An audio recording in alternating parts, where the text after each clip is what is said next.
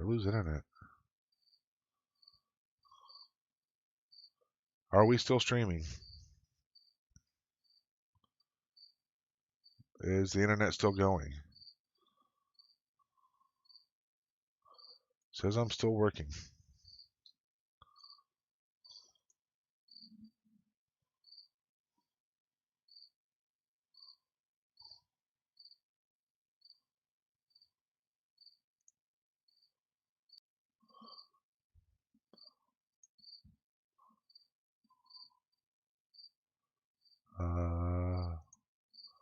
Are we going? There we go.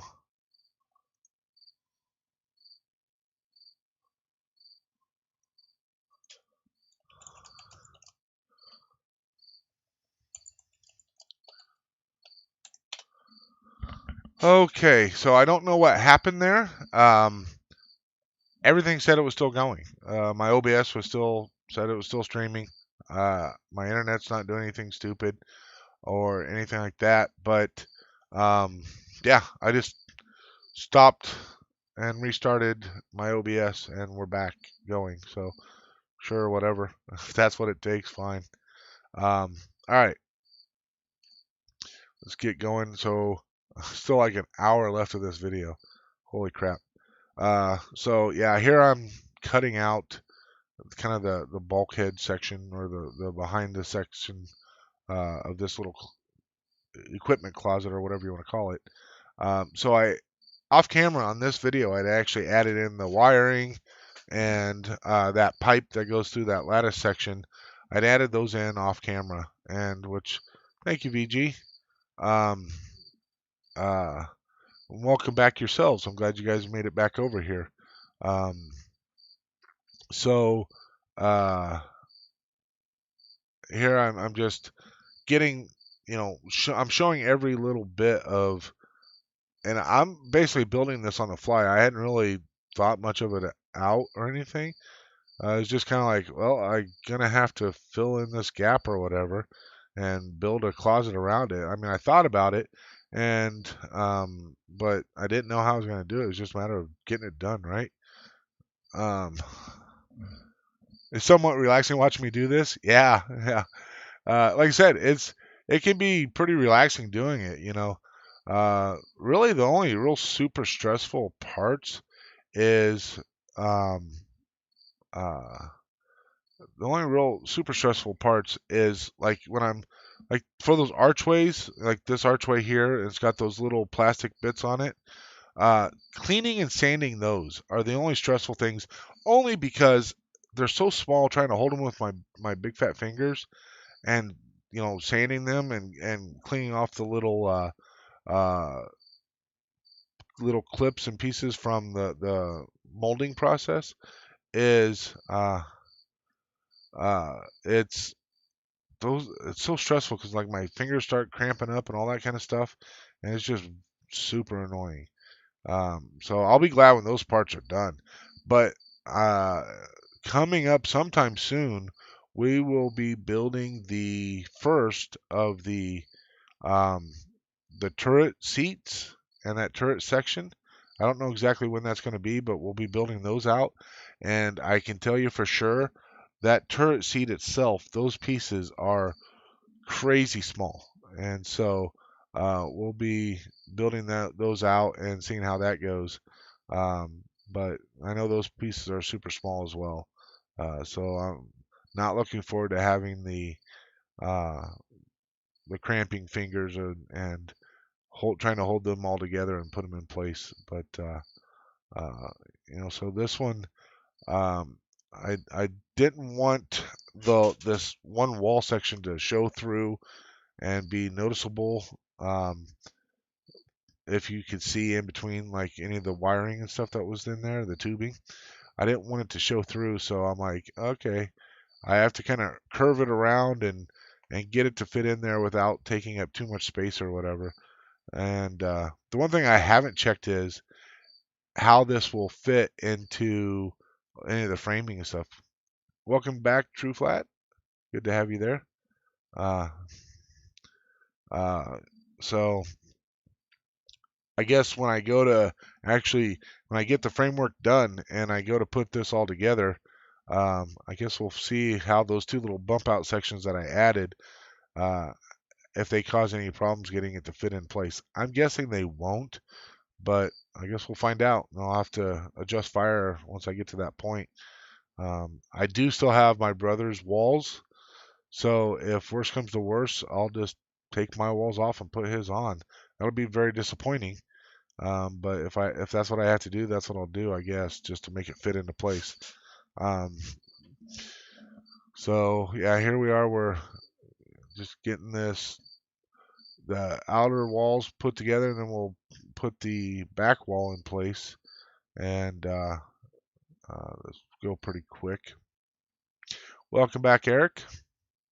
Hey, King. Welcome, buddy. Glad you can make it.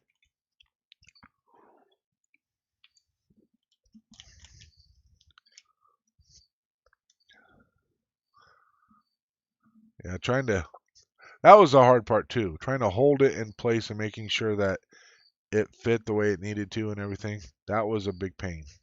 Um, Not something that I would look forward to doing again sometime soon. But I mean, it was simple enough to do. It's just kind of a bit of a pain. Just trimming everything up, making sure it's all kinds of level and flush, making sure my pipe is the right length. So I found when cutting the pipe, it's better to roll it so you don't deform it. And if you guys have ever cut like copper tube, you use those little cutters for that. You tighten a little bit, and then you spin it around. And you tighten a little bit more, spin it around. That's essentially what I'm doing with the X-Acto knife when I'm cutting that plastic tube. Same kind of concept. So you can see I have two different of those little triangle pieces. The first one I did was a little bit too small, so I had to cut another one. And so I made that first piping there, and now I wanted to show how to do this second one. And I came up with a new way to help do it and have a little bit more control. And that was using my soldering iron. So soldering iron, I can be very precise with how much heat I apply and that kind of stuff.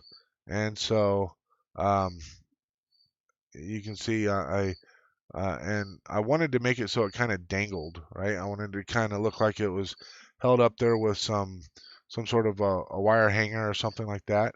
And so that's why I kind of put that little bend in it, and we'll put it in there, and then it'll kind of droop down to where it needs to get actually hooked into place. So um, yeah, and that ended up working out really well using the soldering iron. So if I do any more of that piping stuff and I need to bend them, then I'll definitely be using the soldering iron as opposed to a lighter, because the lighter just adds too much heat too quick. And that was part of the problem. One of the things that I don't remember if I showed in the video, but I take the end that um, will be gluing into the flat piece there, that flat piece above the door. Yeah, there I go. I sand it down and I kind of put it at a point, and it helps it fit in underneath there, because that piece isn't really flat. It's kind of like somewhat V-shaped. So I make it so I can get it kind of pushed down in there, and yeah. So I went back and I painted those two piping pieces, and um, they were both they were two different colors, which helps them stand out. And I wanted I don't remember if I went with the exact color they were supposed to be, or close, but I wanted to make sure that like the one I'm putting in right there, it stands out against that archway. And then the other one, I wanted to make sure it stood out against the wall. So that's why I went with a lighter color there. So it'd really stand out against the wall. And now we're going to put in this back wall. We get that piping in. And after this, I actually found out that that's not actually a pipe. What I think it actually is a couple of barrels stacked up, and one of the barrels has a kind of a pinkish ring around it. So that's actually what I think it is, as opposed to a pipe. But I'm perfectly fine with the pipe. I mean, you can barely see it in there. It just adds a little bit of depth and detail, so that works out fine for me. At some point I'll probably I've been trying to find little barrels and boxes and stuff, and I'll probably put a couple kind of around through there to add in some of the extra detail, some of the extra details and stuff that I feel like it needs. Uh, and But yeah, it'll end up working out pretty well. So I've gone in, I've drilled my holes for the other piping that's going to be out there, and so I'm just cleaning the edges here so I can glue this pipe in place. So I put the wall in place, and then that pipe will fit right there. I just put some of the marks on there just to kind of make it match some of the other stuff. And this is one of the few sections that you'll actually see in normal speed. And that's just because I was kind of showing off the whole wall altogether, or the whole cargo hold altogether. So that way you can get a nice, decent look at it. And you can see the dejeric table there after I've kind of touched it up. It's not 100% perfect, but from a decent enough distance, it looks pretty well.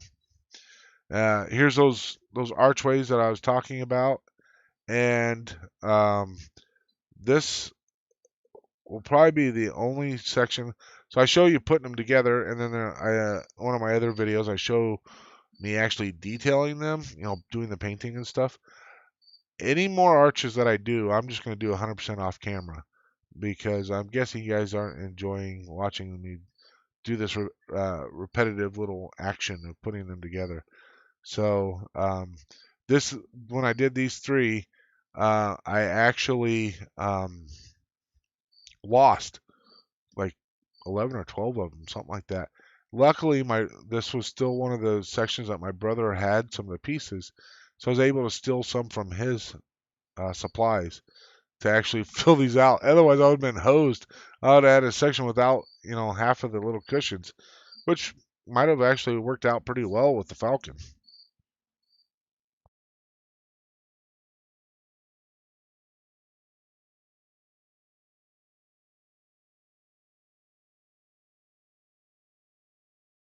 Sorry again, I had to do another coughing session there. Yeah, Eric, you just watched this one not long ago, and you counted all of them. Yeah, it was like 54, as I think each archway has 18. So yeah, uh,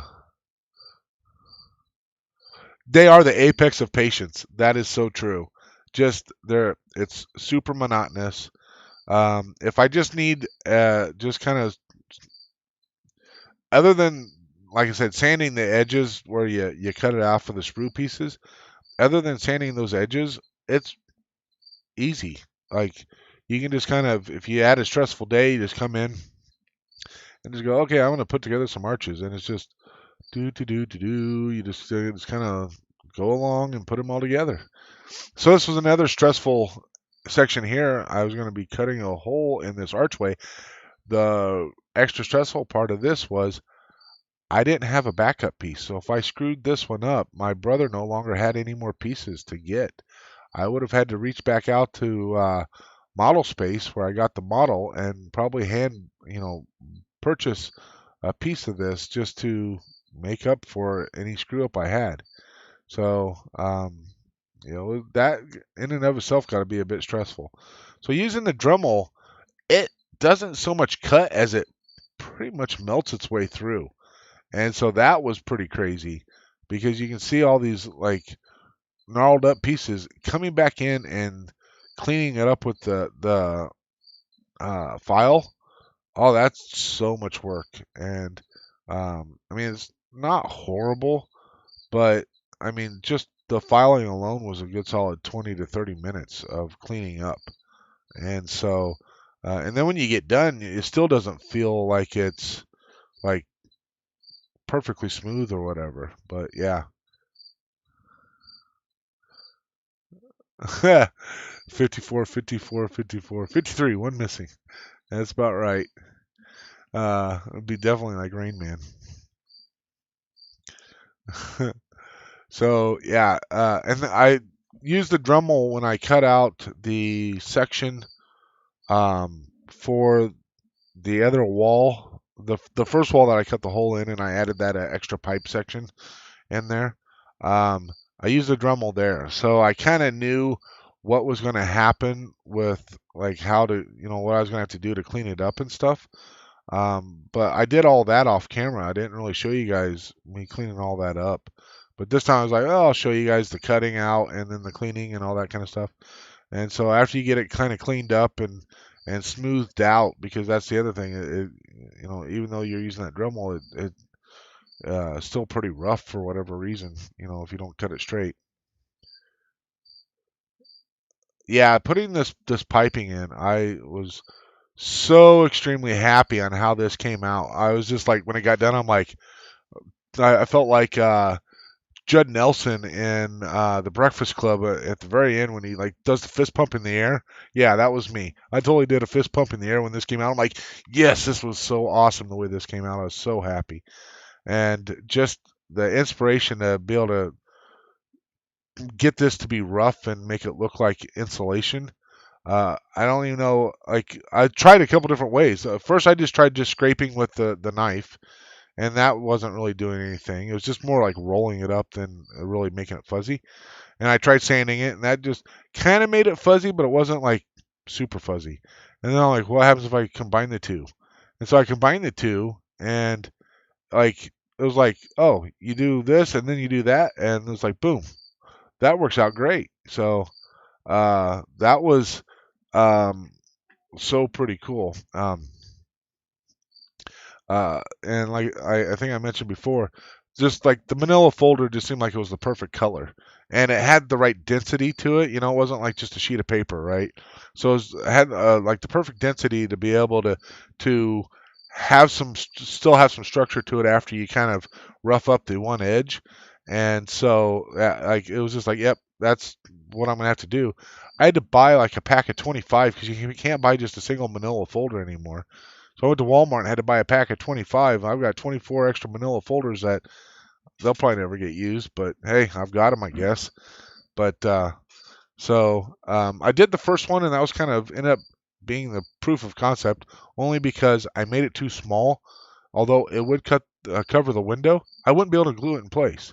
So uh, that's why I had to do a second one. So I'm like, well, I'll do the second one 100% on camera because I didn't show the first one. If I did record it, I just didn't show it because I can't remember if I recorded it or not. I didn't show it because it was like, well, they don't need to see me doing two of them. Um, so I was like, oh, I'll just show them the second one that I do. Um, but yeah, and then you just get it glued in place. It doesn't have to be a lot. Um, once you glue that thing in place, it's not going anywhere with that super glue. So uh, I wanted to make sure that I kind of got it in the right position so that way I'd still have space to uh, uh, glue with and all that kind of stuff. And there's my little fluff. That was kind of the other kind of inspiration was making sure that I had that fluff. I didn't even think about it like the first time I was making on the first backing for the insulation. I didn't think about keeping the little fluff that came off as the part that I glue in the outsides. I was going to try to just rough up the edges and then like glue little edge strips in. But then I'm like, oh, I got these little fluff pieces, these little dust bunny type pieces. I'll just glue those in place, and that worked out really, really well. That's why one of the reasons why I was so happy. Like really the hardest part was getting this to bend on the two different curves. So, it's two different curves that this is on a tube that's curved, and so making sure that it bent in both directions, that was hard. And I break out the heat gun, and it worked to some degree. And then I get it pretty close to exactly the way I want it, and then I glued on all the piping, and the piping is stiff and straight, and it made it go pretty. It tried to straighten it all back out. So then I had to bend it again, and so um, it was kind of a multiple stage process just to try to get that piece to fit in there and fit in there well. And I think in the video when I glue it in place, you can see how much kind of extra effort it took just to get it glued in place. It was like constantly just kind of. I was hoping it just glue in and stay, and like I'd put the glue on and have to hold it for so long just to get it to stick and stay there. Um, but uh, you can see where the backing kind of bubbled out a little bit. I got it like extra hot, and it just kind of started to bubble. So I kind of figured out, okay, that's going to be close enough, and I'm just going to have to be happy with that. And so I'm showing off. You can see the arch that I've got into it, um, and now I'm uh, gluing in my little cables.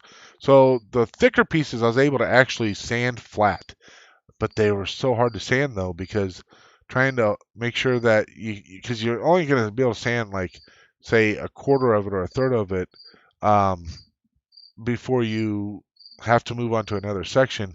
And so I wanted them flat too because I didn't like they're so much bigger that it would have been really hard to get them to fit into place and all that. So I need them to be more low profile.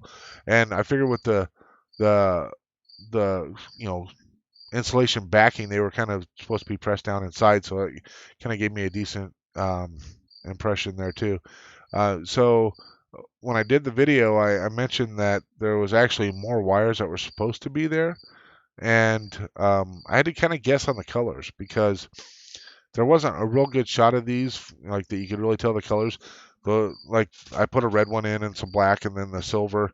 Um, they the red ones are more like of an impression of red, and even the black ones is more like an impression of black. It wasn't like, yeah, those are definitely black.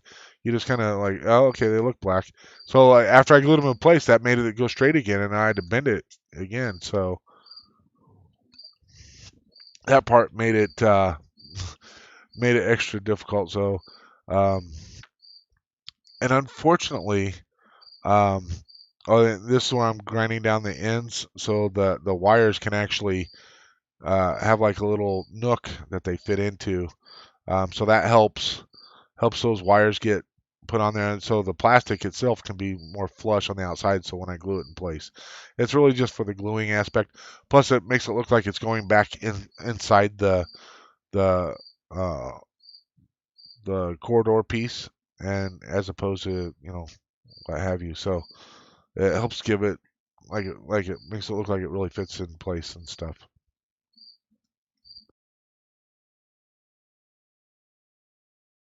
So I didn't keep the section where I bent it again, but basically I heated it up and just pressed it against the corner of my desk and right in the middle and bent it to put it in place and get it bent around to where it needed to be. Actually, it was enough. It actually fit better then than it did the first time. So yeah, here I am. I'm putting the glue in place, and that first section I glued worked out pretty well, but then all these other parts, it just did not want to glue in and stay down. Like trying to hold it. Um, so I didn't want to like do a little bit of glue and then hold it, and a little bit of glue and hold it, because I felt like every time I tried to pry it out to put the glue in place, it was just going to.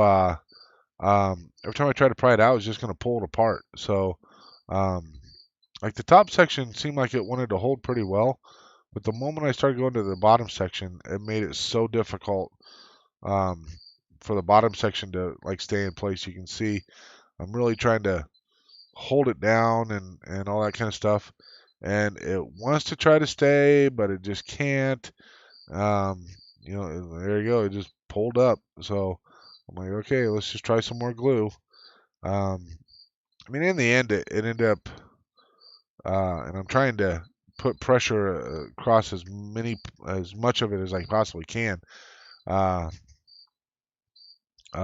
but um, yeah, so adding all this extra pressure and stuff was uh, just so much work. Like this 8 times speed, and you'll see how long I left my thumbs in that one spot. It like took forever. And so this stuff that I'm using, it's called Plasta Bond Plastruct Bondine, and it actually melts the plastic. Now, one of the reasons why it's probably not working here, it's melting um, the for sale sign that I'm using, but it's not melting the plastic of the um, it's probably not actually melting the plastic of the corridor itself. So the way that it's supposed to work is it melts the two plastics and they actually fuse together when they dry. Um, but because we're talking about two different materials, it probably does not really melt that corridor very well. Um, oh, Judah, I have glued myself to the Falcon a couple times. Luckily, nothing serious to where I had one where I thought I was gonna pull parts off just to get my finger off. I had to pull that hard, and luckily I was able to kind of peel and pull, so that way it didn't get stuck there permanently. You can see all the extra glue on my thumb there. That was pretty crazy. So we get finally felt good about how it was sitting, and now we get to put in all this little fluff and add the I feel like it's the coup de grace, the piece de resistance, however you say it, to um, really add this extra detail. So this was actually harder than it probably looked as well, because um, like just trying to get that stuff, and I kept getting little bits of glue on my tweezers, and so like it kept wanting to get stuck to it, and yeah, this was kind of a pain. Uh, Plus, you put the glue on and you're trying to work fast, um, so that the glue doesn't set up before you put it on there. And but then at the same time, you don't want to put too much on either. You want it to kind of be light, and you don't want to cover up all the details or anything. So you're just trying to work fast and just put just enough to hide the edges, but also give you that fluffy insulation look and feel.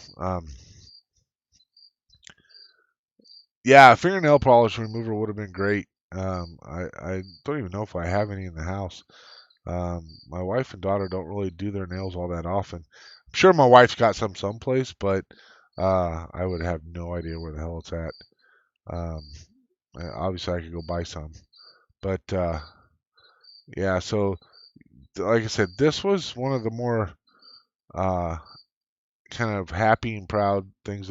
This was a section that I wanted to do for a long, long time, because I knew, like, I've seen that the way that this wire section was. I'd seen that. I remember seeing that like one of the first times I saw the movie. You know, the other walls and stuff, they're so quick when you see them. It's not that big of a thing in the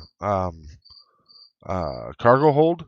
Like, they're real quick views. You don't like most people wouldn't even know that it's there. And like just trying to get images of those other sections is crazy difficult. Now, you can get all kinds of images of this section from far away. They don't have any close-ups. That's why it's hard to see what the color is and all that kind of stuff. But it's there's all kinds of images. You see it, when you in A New Hope, when Luke's over there doing the probe training with the lightsaber, and Han sitting in that seat next to the science station. You can see it down into that corridor. That little window of where those wires are and stuff. So it's always been kind of burning my brain, and that's something I really wanted to do and try to do correctly. And I think that's why I was so excited when this came out the way that it did. I was like, yes, this is, when I look at it, that's what it looks like. It looks exactly the way I want it to look.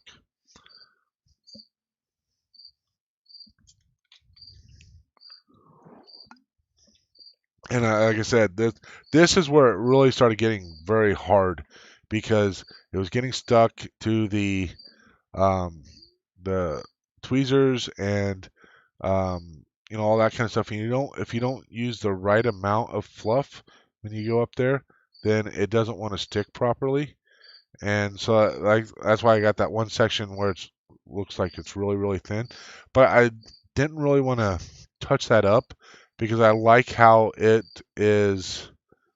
It's not uniform, right? And it wouldn't be uniform. It looks, very random, which is definitely what I needed it to look. I needed it to look random and not look like it was a uniform thing. So that works out really, really well, actually.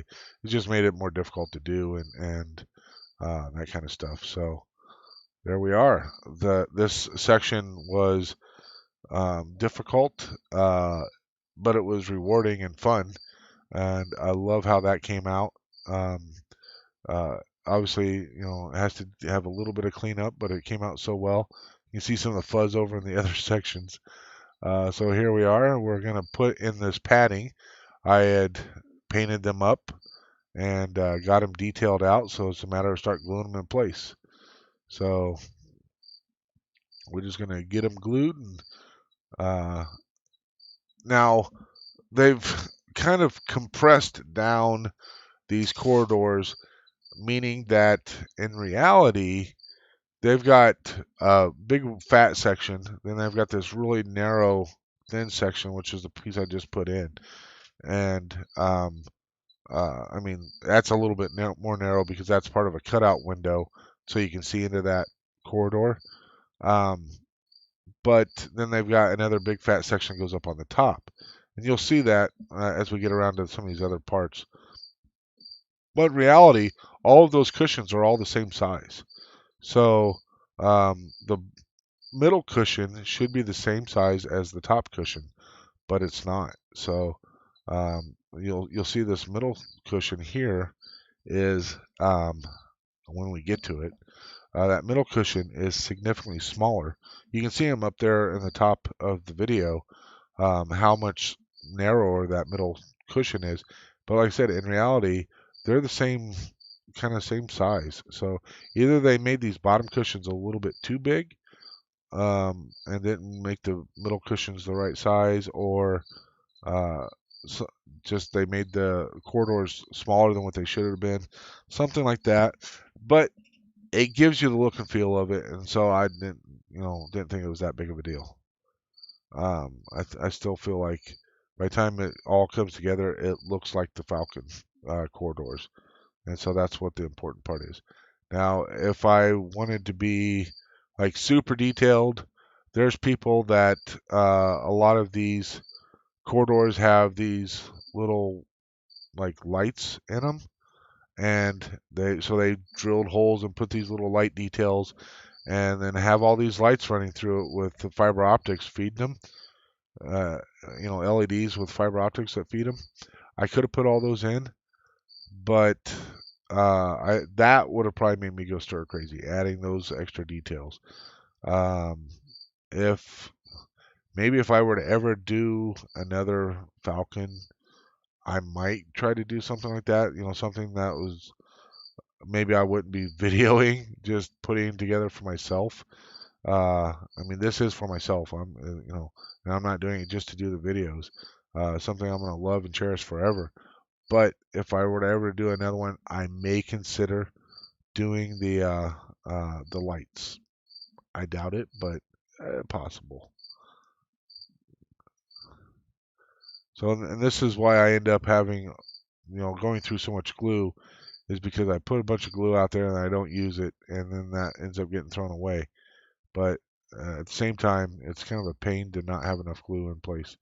So we're just getting our glue so we can attach the top section to the bottom section, and we have all these little parts where the cushions have the little nibbits that makes them go into place.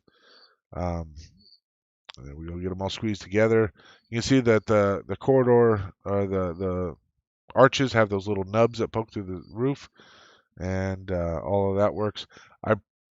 In retrospect, I might not have wanted to glue this in place, but I'm like, screw it, I'll glue it in place. It don't matter. Uh, I guess I'll find out if I should have glued it or not. But I went and glued it, so don't, whatever. So here we are. Here is the cargo hold with that corridor section. And this corridor section, as we kind of learn in the next little part, is the part that you take that, it goes to the boarding ramp, as well as the area that goes into the cockpit. So this is the section that goes up to the cockpit, that comes off of that corridor. Um, and a lot of this I end up doing off camera as well. I mean, I think I painted the black section in the middle where they walk. I could have done that a little neater. The only reason why I did it with this one the same way as I did in the other corridor was because I had already done the corridor. But in retrospect, I probably should have used some of that gloss black paint in my airbrush and done some light airbrushing for that traffic pattern. But it's a learning process, and I still like the way it came out and looked. So this is the last part that I've done. This is that little padded area that goes between the central corridor and then up that ramp into the cockpit section. And so one of the things, because I cut all the pieces out and then I trimmed them up and cleaned them up ahead of time and then washed them, um, I don't know which pieces go where. I have to try to figure that out as I'm going.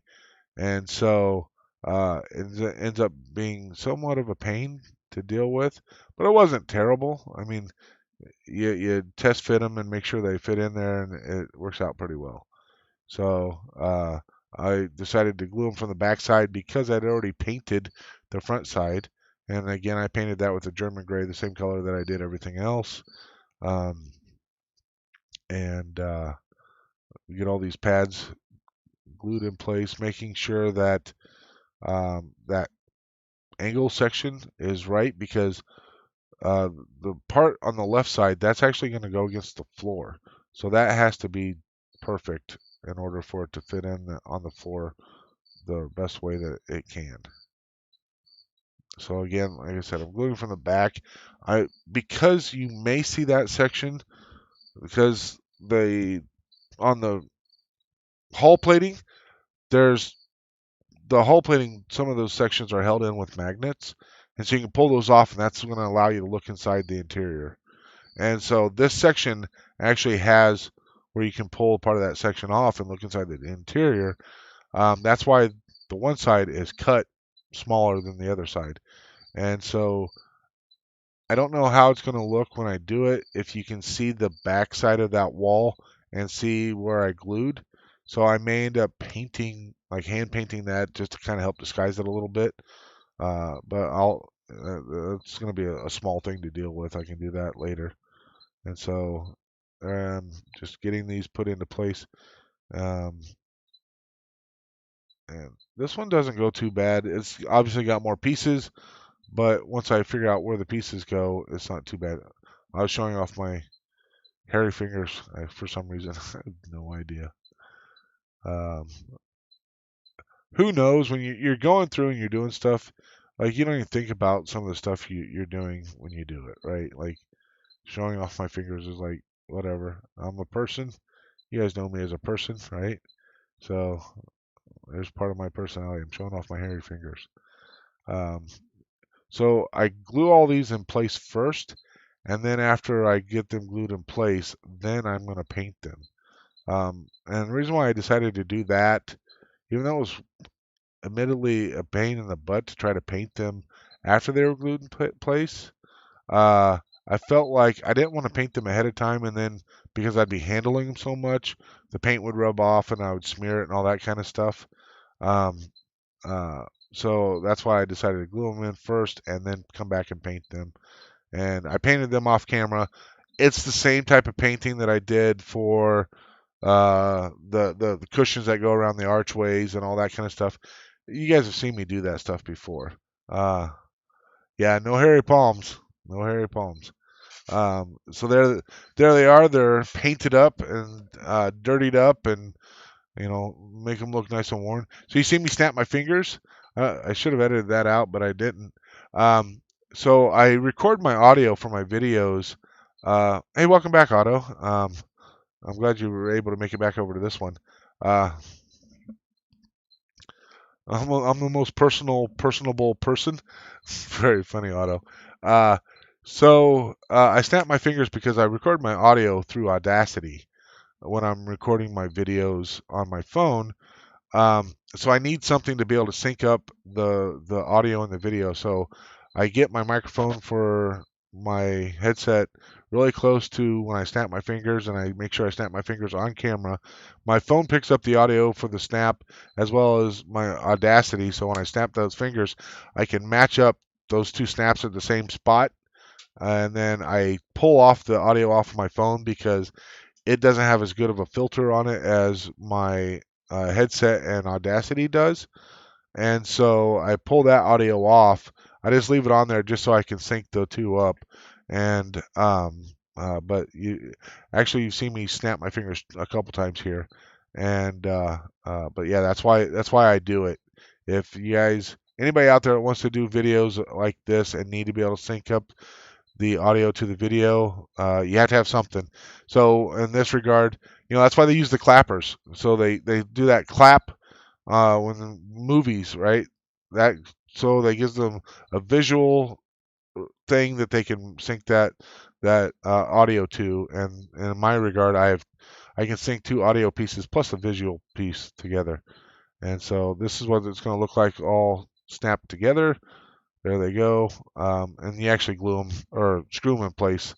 But we won't screw them in place until I get the top part on.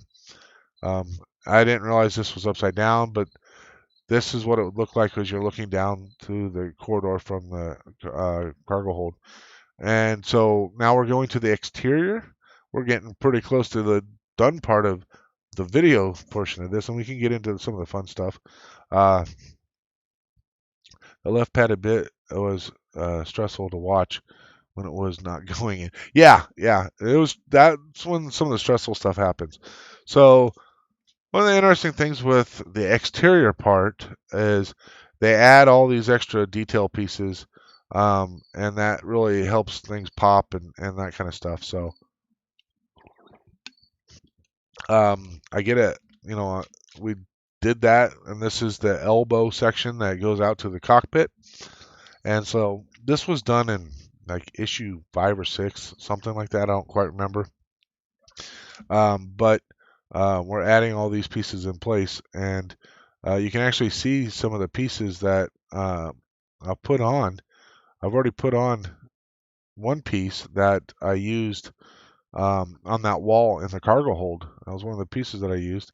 Um, and then another one of the pieces I used is coming up here pretty soon. Though it's off to the side there, that's one of the pieces. And then there will be a third piece here someplace that I actually use for that cargo hold as well. Uh, so using the plastic bonding in there didn't seem to work. So this is the third piece that I used. Right. I don't know where I put it. It went in there someplace. Oh, it's off to the top of the screen there. That's that little piece that went above the little door that I had a hard time getting glued in place. So that was the third piece that I used for a detail part on that cargo hold. And now we get to put some piping in place. And this, like I said, adds so much 3D detail to it that uh, that's one of the things that I think really makes this whole model as a whole stand out is all of these extra pieces. Like if you were to just buy something put together, even some of the more high dollar kind of things that you can buy, model kits or whatever, they're not going to have these kind of detail pieces. So I think that's one of the things that makes it so good. Um, yeah, it's sometimes it's just a matter of knowing that there needs to be details there, and just knowing what's going to work, King. Uh, I definitely didn't want to half-ass it, that's for sure. So putting that last piece in place, that was the one that, like I said, on the interior part, I put above the door, and then I'm just using this plastic bonding to kind of hold it all in place. And this is actually issue 20, where I glue these in place, and right out the gate, I screw up and I put the wrong one in first. And if you've seen this video, yeah, it comes back to bite me really quick. So, right here, I got to put this in place. It's not going to fit. And I'm like, uh-oh, I done screwed up. I should have put the far one in, then I put that one in place, and then I put the one I'm trying to rip out now. I put that in place third. But finally, I'm like, I'm just going to muscle it in. That's the only option I have. It went in. I was lucky, but um, definitely wasn't done correctly. So I used my tweezers as a kind of a uh, like a pry thing just to kind of keep it in position to where I need it to be so it'll glue into place properly. And so we get all these snapped in there, glued into place. And again, more details that I think just makes this a extra special. Having those pipes actually be round pieces of pipe as opposed to just some sort of molded in, piece, and instead of being a round pipe, it's actually just, it's plastic that goes from top to bottom, if you can understand what I'm trying to say. But the actual having the pipes with the spaces underneath them as opposed to being all enclosed and stuff definitely makes the details of this so nice. So we get all that glued in there.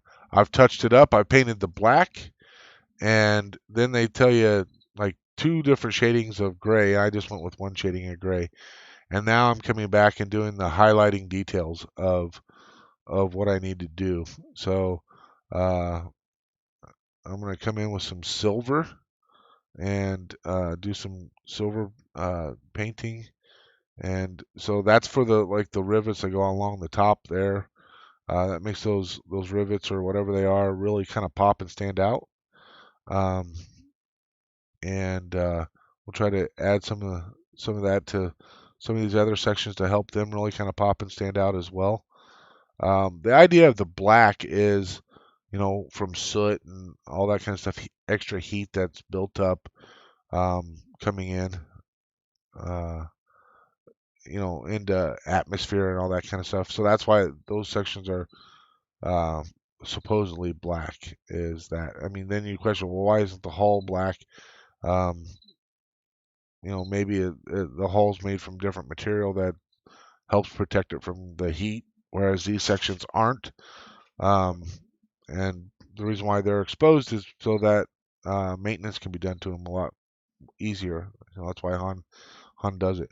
So I finally got some copper, or some, excuse me, not copper, rust paint. And so that's what I'm painting here, is some actual rust paint. And I just wanted some different sections because we know the Falcon is going to be rusty. It's old and worn out and well loved, as VG said. So we needed to have some rust in there. And my new color was the copper, and I felt like copper goes really well with the rust. So I didn't do it every place I had the rust, but I wanted to have a couple little highlights of the copper where the rust was. I didn't put it on terribly thick. I just wanted a little bit to kind of help it really pop and help that rust section really pop out. Uh, yeah, you're probably right, Otto. They probably do clean the hull a little bit, from time to time. Plus, it's out in the weather and stuff, and this is probably a section that goes on the underneath side. Um, so the hull will get cleaned a little bit more often from time to time. So I'm coming back in with some gloss black, and so the gloss black is going to help demonstrate like where there's some sort of a lubricant leak or something like that, because lubricant, oil and stuff, that's going to be kind of have a glossy look to it. So I've just kind of put some highlighted areas where that is, and you can see kind of where maybe some of it leaked out or whatever. And so I make another little pool there, and that really kind of adds the amount of kind of lubricant leaking that you might see. Now, kind of weird having the lubricant leak if this is on the bottom and have it pool up someplace, but hey, you never know. Whatever.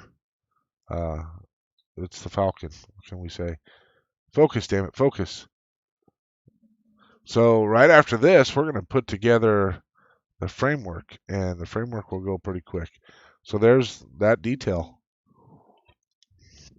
and here's the framework. So this was done over 5 different issues, I believe, where some of the issues we do some things and then also do some of the framework, and then there's like been 2 issues where all we did was framework. And so we get we've been getting framework in nearly every issue, and we probably will continue getting at least one piece of framework in probably every issue, I'm guessing, until all the framework's done. Um, the framework is probably the least exciting to do. You don't see a lot of the detail. It's something that's not going to be seen when it's all said and done. Um, uh, but that's the thing that's going to hold this all together.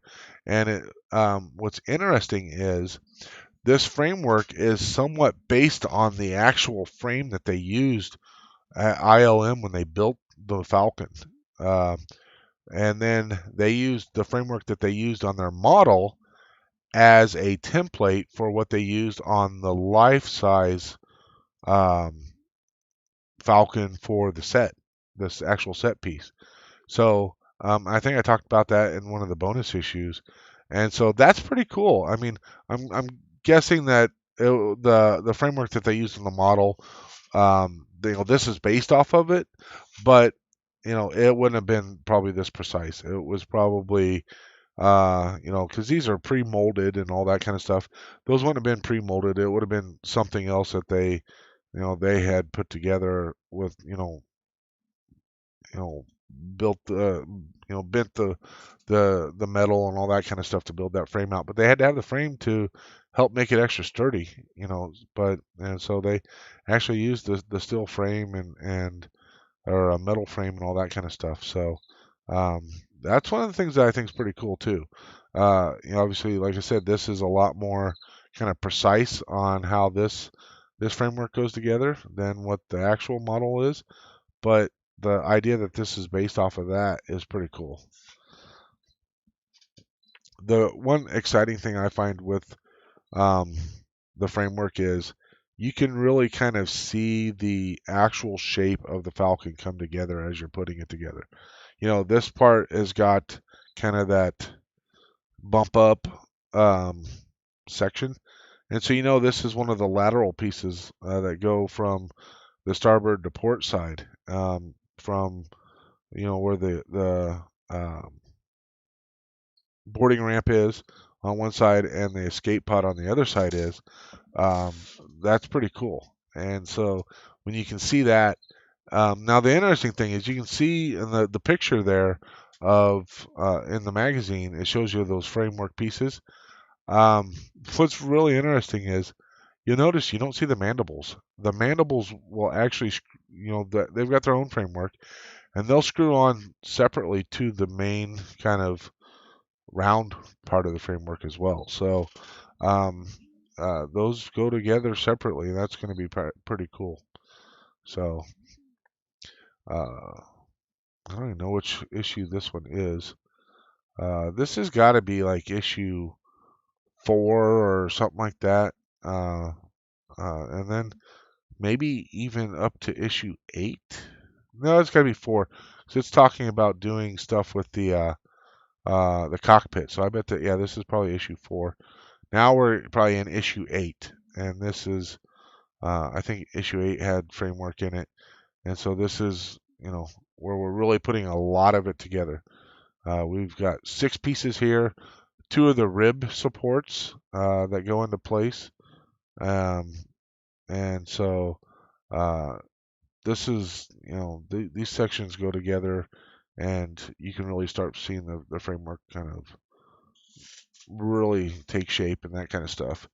And so like we've got, let's say, a third of the framework for one side, for the not counting the mandible, but we've got a third of the bottom done now overall. And so uh, in retrospect here, I probably should have put that rib together before I screwed it to those pieces. I think they have you actually do it the way that I did it in the video, but I feel like it probably would have been easier had I done the rib separately and then attached it all together. I could have left it still loose so that way I could spread it apart a little bit to make sure that the screw holes lined up. But I feel like if I would have uh, done it separately, then it would have been a lot better off.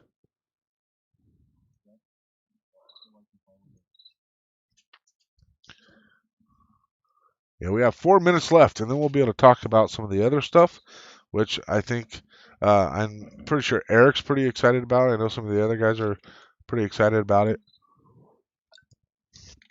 but uh, I think it was Nacho might have in one of the videos when he was watching the framework, and he was super impressed with like the manufacturing of the framework and how it goes together so precisely. And I have to agree that they the engineering aspect of making sure this fits together so nicely, they really did a great job. It goes together, and after you get it all screwed together, it's smooth, it's even, it's all done the way that it needs to be done. So, and here maybe I learned my lesson. Here I actually put together the ribs before I put it onto the framework. So that makes it pretty handy. But I found out that trying to get these pieces put into the rib that was like the main part that was a little bit off was I couldn't get that, and it was probably that clamp piece was probably a little bit tight. A little maybe got bent a little bit or something.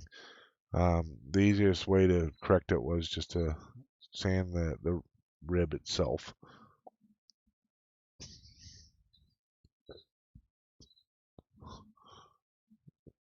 I ran into another problem.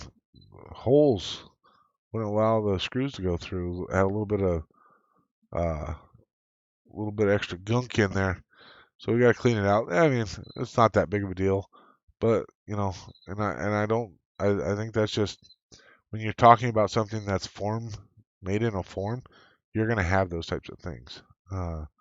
So it's not like it's machined. They've got a form and they do it through a form. So not that big of a deal to me. So we're going to add our next rib to the outside to prep for the next pieces. And we should have the next pieces as well coming up right here, right after this goes into place. So,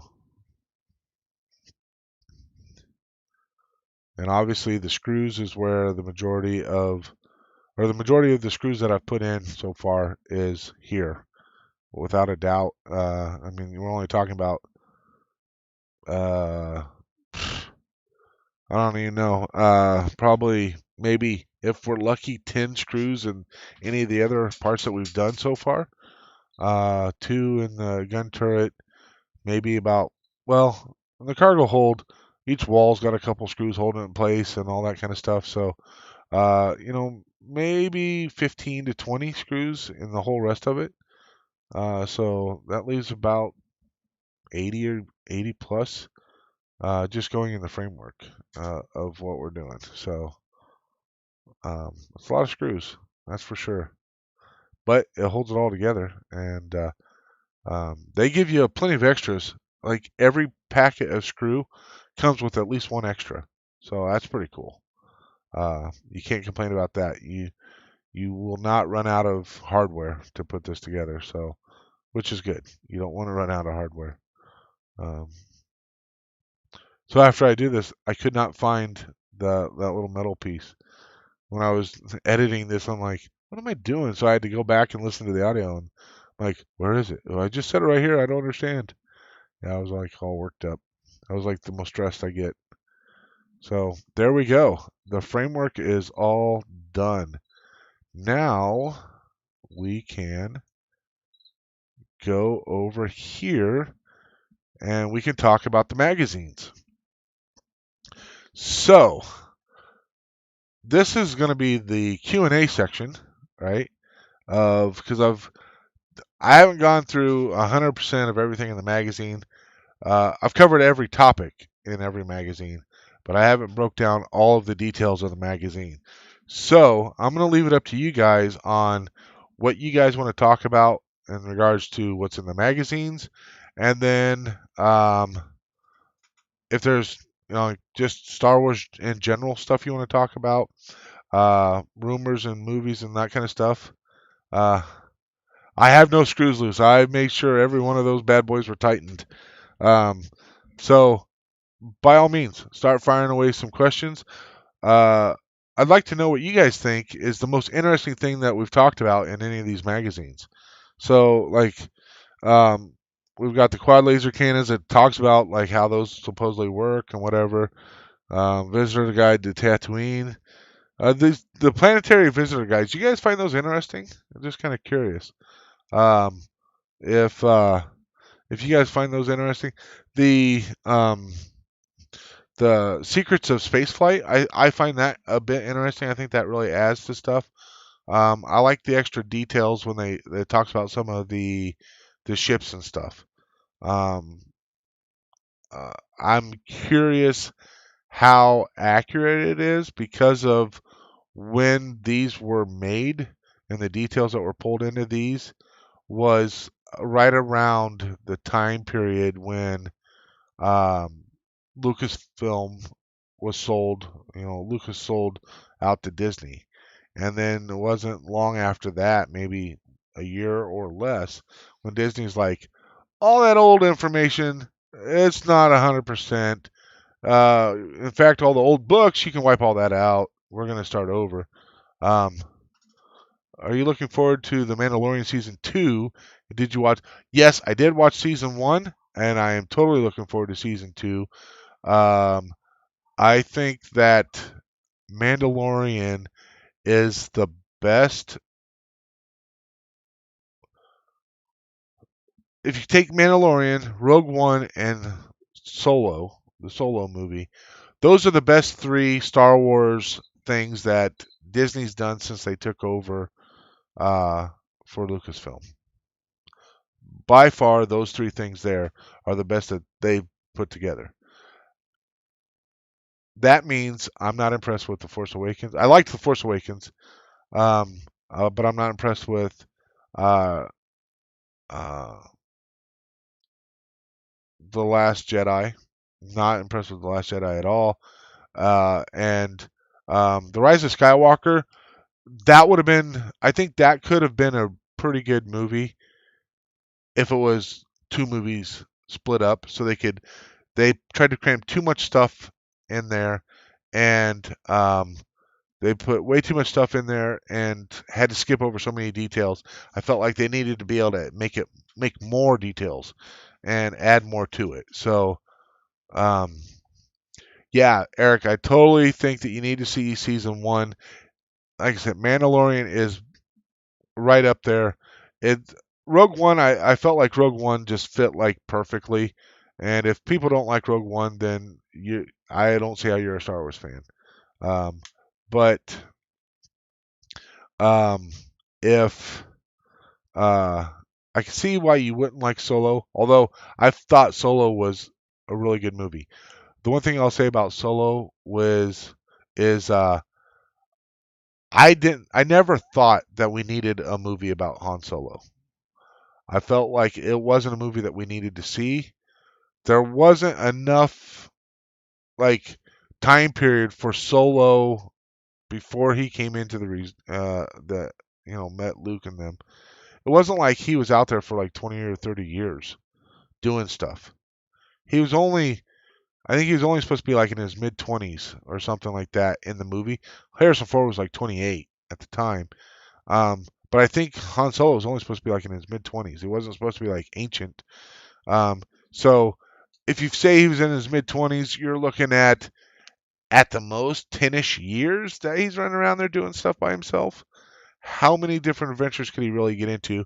We already kind of, there's everybody pretty much already knew like how he met Chewie. They'd already kind of, you know, talked about how he got the Falcon. You know, we didn't really need to see all the specific details. Having said all that, I thought it was an excellent movie. It felt like Star Wars, the whole 9 yards. I thought it was great. And if they decided they wanted to do more Han Solo from that time period, I would be fine with that too.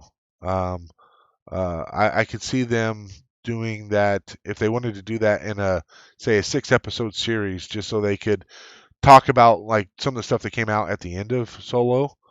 Um, if they kind of expand on some of that stuff and some of you know, now that we've seen how he did the Kessel Run in 12 parsecs and how he met Chewie and all these things. Now, if you want to go through when he dumps his spice when he was getting boarded by the Empire, if you want to do that, because that's one of the things that Jabba was pissed off about, right? If you want to do that in an episode, like do a 6 episode thing and finish up the whole Han Solo thing, that would be cool. I thought I'm all for seeing more Chewbacca. I like Chewbacca. Chewbacca's an excellent character, and so I'm all for that. But yeah, watching the movie for the entertainment, yeah. Uh, I've seen the original three. I can't even count how many times I've seen those. Uh, if when I was younger, if I got bored, I just pop in the video or whatever and play it. And then even the prequels, I've seen 20 times at least a piece. Um, you know, uh, I've seen The Force Awakens probably 7, 8 times. I've seen The Last Jedi 2, maybe 3 times, and I've only seen The Rise of Skywalker 1 time. And I liked The Rise of Skywalker more than I did The Last Jedi. Um, but after seeing all those um, so many times, that's when I started getting in the lore, especially when I started reading all of the um, extended universe books. That it's so sad that they completely wiped them out. I understand why they did it, because there wasn't enough control, that a lot of the books contradict each other. So I understand why they had to wipe those out and say they don't count. But uh, yeah, a Darth Maul gangster movie, right? I think that fits in pretty good, because we know, if anybody has watched um, Rebels and also specifically watched Clone Wars, you know what happens with Maul, right? And so it would be pretty cool to see another kind of part of his story that you don't get in Clone Wars and Rebels. Um, uh, it was more believable than General Huck's kid. Uh, yeah, yeah, I think so. Uh, I completely agree with that, Otto. Um, he was a much more Imperial officer than Hux ever could have been. I you know the I read some of there was an aftermath series that was supposed to kind of help fill in the gap of what happened more or less immediately after um, Return of the Jedi. It was supposed to kind of the ultimate kind of, this is how um, this is like how the the Rebel Alliance finished off the Empire, that kind of stuff, and what the Empire tried to do and whatever. Uh, so building craft going to Mars, hey, I'll help him. I'll definitely help him build a craft to go to Mars. I've got all this experience now. I've got this thing down to a science. Um, but yeah, I started getting into the lore of it all, just because I grew up with it, and all that kind of stuff. I've actually got you guys, remember the old Trivial Pursuit games where you have the round piece, and then you have like the 6 or 8, I think it's six different pie pieces you have to fit in, and that's how you win, is you get all the pie pieces. I've actually got a Star Wars Trivial Pursuit game that is for the six the first 6 movies, right? Um, and my brother and I, we used to play it. It's a pretty interesting Trivial Pursuit game because every time you go for a piece of the pie, you have to do a video question, if I remember correct. It's been a while since we played, but I think you do a video question, and he was so impressed with playing. He ended up beating me, but he was so impressed with me doing it because I would go on these runs of answering like 6, 8 questions at a time, and but I couldn't get any pie pieces, and he would be like, he'd answer like a question, then he'd land on a pie piece, and then he was able to answer that. So he was able to get all of his pie pieces a lot faster than I could. I would answer a piece or a question, and then when I'd roll, I couldn't get to where I could go to get a piece of pie. So I'd have to like keep constantly trying to go, and then I'd miss one, and I'll have to start the process all over. But he's like, "Man, you answered so many more questions right than I did." So yeah, I've always been kind of good with the lore, good with the trivia aspect of it. There's people out there that really knows the trivia a heck of a lot more, especially if you start throwing in the trivia from the comic books and stuff. I've barely read any of the comic books, but um, stuff from the movies I'm really really good at. Especially the first, more or less the first 6. The first 3 I'm pretty solid. But um, that's one of the things I do like is um, with these, I don't so much care for the video or the visitor guides to the different planets. It's kind of interesting to see some of the stuff, but like Tatooine and Hoth, I mean, for the most part, you already know most of that stuff. We don't need to have that. Um, Bespin, you probably already know that, and I probably know a little bit more than the average person about it. So it's probably why I don't enjoy it all that much. Um, but some of the stuff where you get to learn kind of the history behind this stuff, like Kashyyyk was pretty interesting. I liked Kashyyyk. Uh, Yavin 4, um, learning about the what was it, the what's the native characters there? The Masasi, learning about the Masasi, the native characters there, which I don't know if any of you guys ever played Star Wars: The Old Republic. It's Star Wars MMO. Um, uh, yeah, living long enough to read all the books. Now the question is, Eric, do you want to read all of the old extended universe books as well, or just the new ones that they now consider as the official books? Because that would change things. I was doing really well with all of the old extended edition ones, um, extended universe ones. I had read. Now there ended up being like 5 Han Solo books, if I remember right. There was a 2-book series, and then they made a trilogy, if I remember correctly, for Han Solo.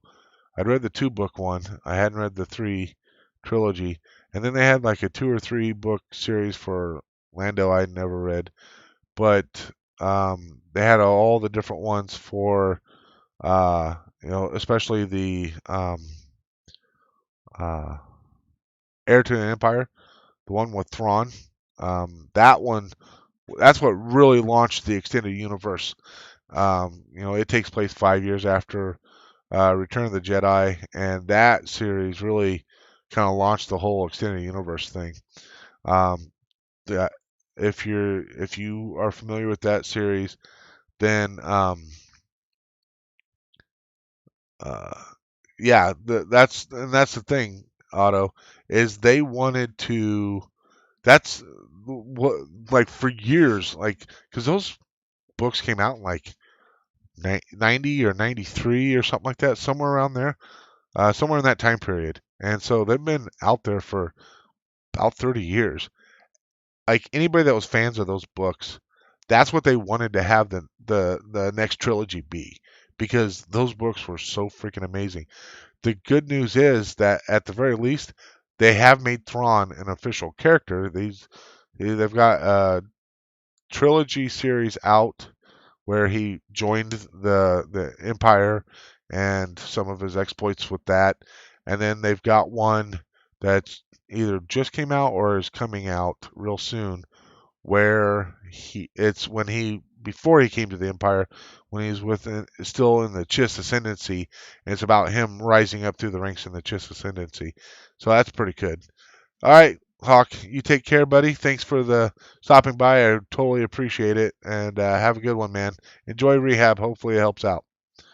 Um, but yeah, Thrawn's a pretty cool character, and I would like to see them do some movies with the Chiss. I think that would be pretty cool. Um, I doubt if they ever do any kind of movies with Thrawn specifically. Although it would be, I haven't seen the last season of Rebels, so I don't know if something specific happens to Thrawn, and that's why we don't see him after that. I'm guessing they had to answer that question somehow. My thought would be that he went um, back to his people, which is why you don't see him. Uh, so um, but uh, as far as movies go, I think one of the big problems that Lucasfilm did, specifically with the new trilogy, like I said, I thought Rogue One and the Solo story were both done really, really well. I liked the results of them. I thought they were perfect. I can't imagine them being any other way, and to make them any better. Uh, uh, Books laid the groundwork for Han as a person, showed where his moral compass pointed. Yeah, exactly. And that's one of the things that I liked about the two book series that I read about, for Han. I thought they were great. And also, there was like a 27 book series that they did with these creatures outside of the galaxy called the Yuzan Vong. And that one, that series was really, really good, I thought, because it was very, one, because there was so many books in it. And there was a lot of interesting concepts to it, but it really kind of jumped the shark. I mean, they killed off Chewie in it, but it was so cool when after they killed off Chewie, what happened to Han and how he reacted and that kind of stuff. And especially the way they killed off Chewie, that was pretty crazy. But that was a really interesting series. I really liked that series for the most part. I mean, there's parts about it I didn't care for, but I thought it was pretty good. Uh, then, um, uh, but as far as the movies go, I think the biggest problem with specifically the new trilogy is they didn't really have a game plan for it.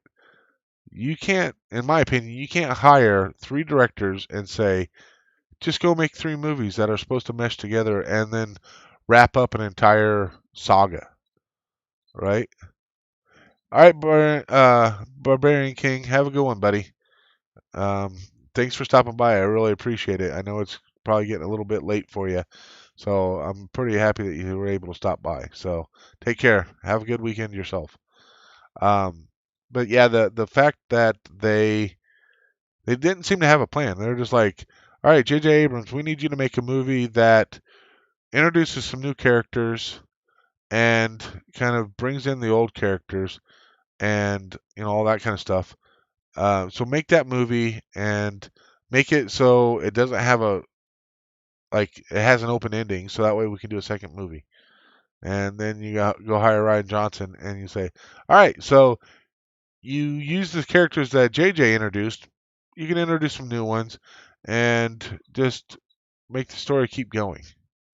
Like there's no guidelines really, in my opinion. They didn't say not only make the story keep going, but um, make it so it's cohesive. Like at the very least, say here's where we want you to start. Here's the players that we want to have involved, and these are certain plot points we want you to touch on, and here's where we want you to end. Like, we'll let you play around in there, anywhere in there, and get the story group involved.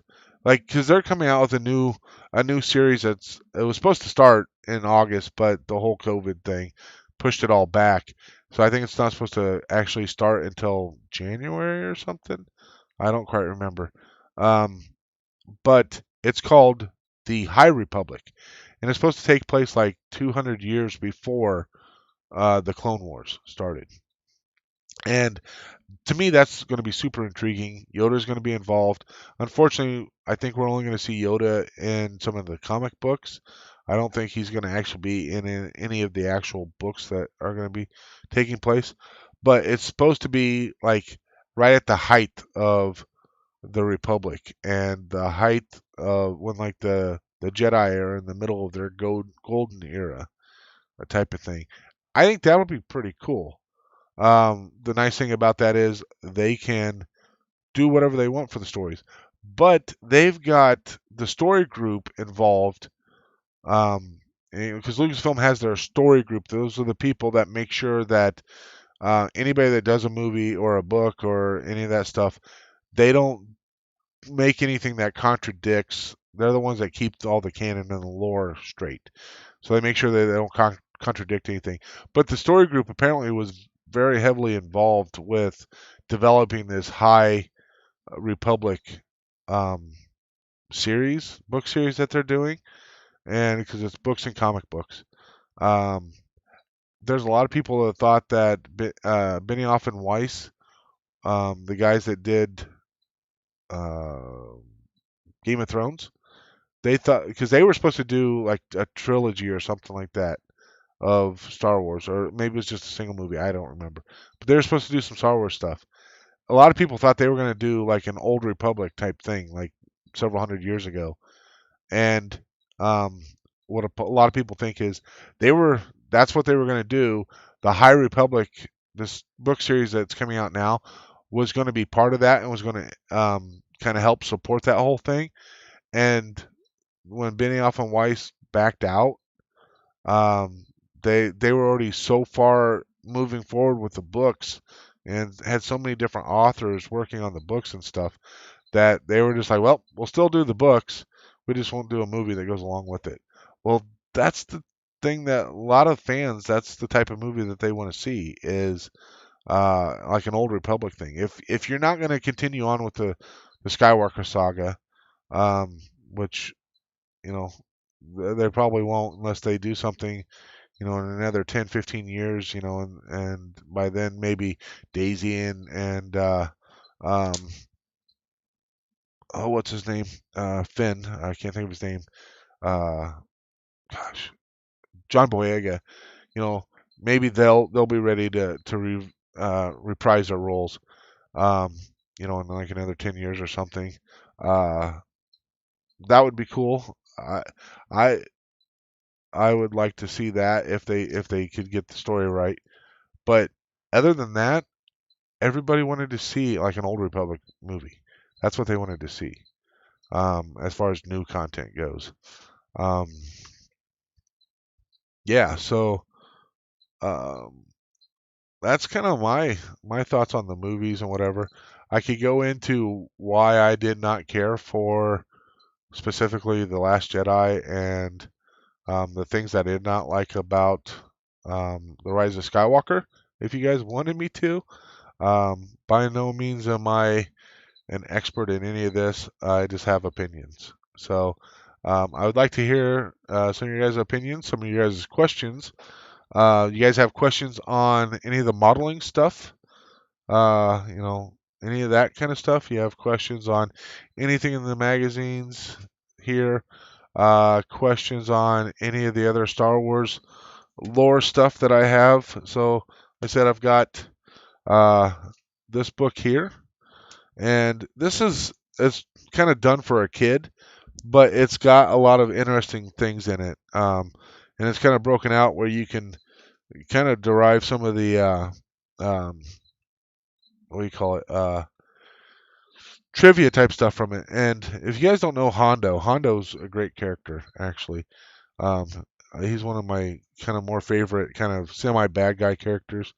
Um, so this is like I said, this is a pretty interesting book. It gives a lot of interesting little takes on different things and what have you, and it covers everything to include the animated series as well as the movies.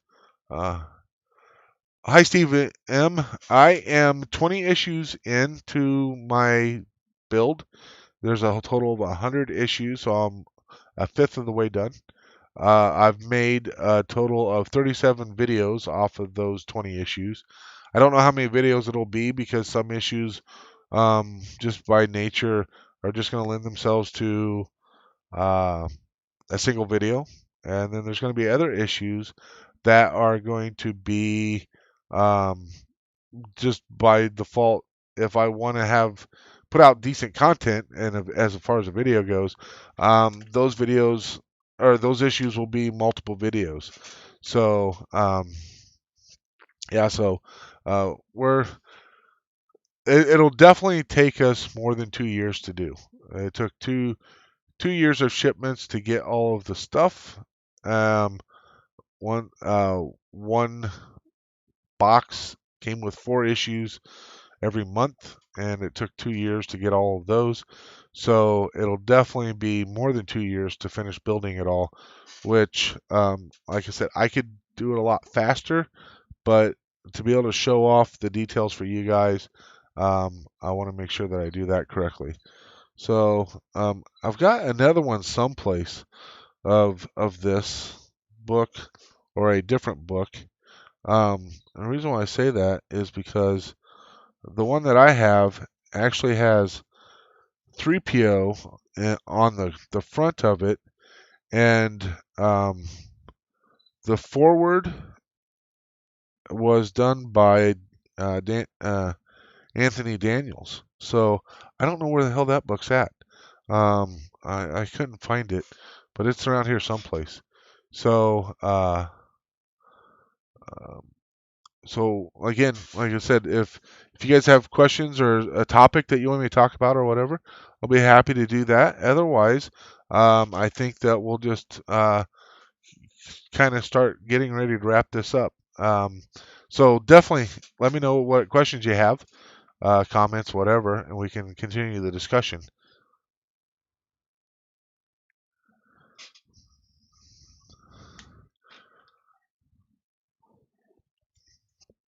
Steve M. Only have 10.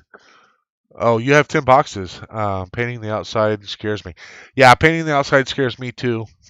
Um, right now, I've only got.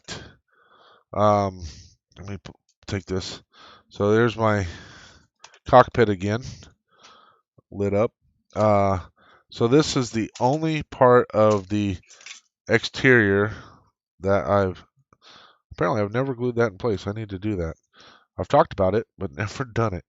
Um, so this is the only part of the exterior that I've painted. So I'm going to take all of the interior, I'm going to prime the inside, and I'm going to paint it black.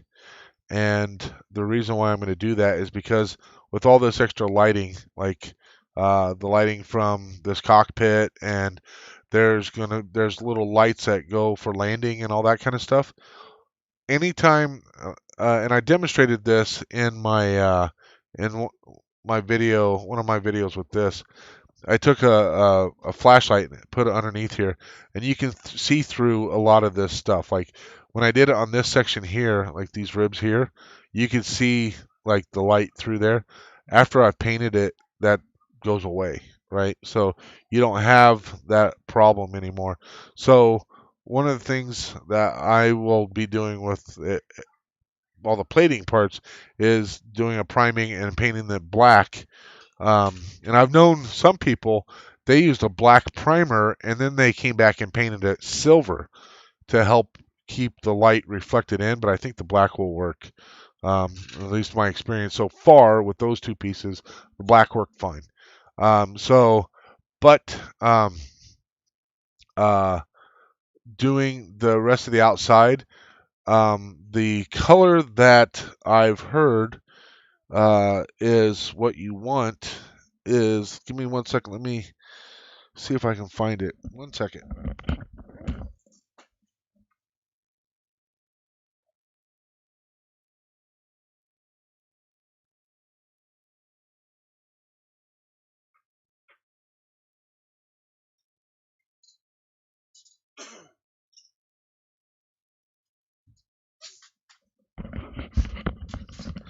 Okay, so Steve, what's his name?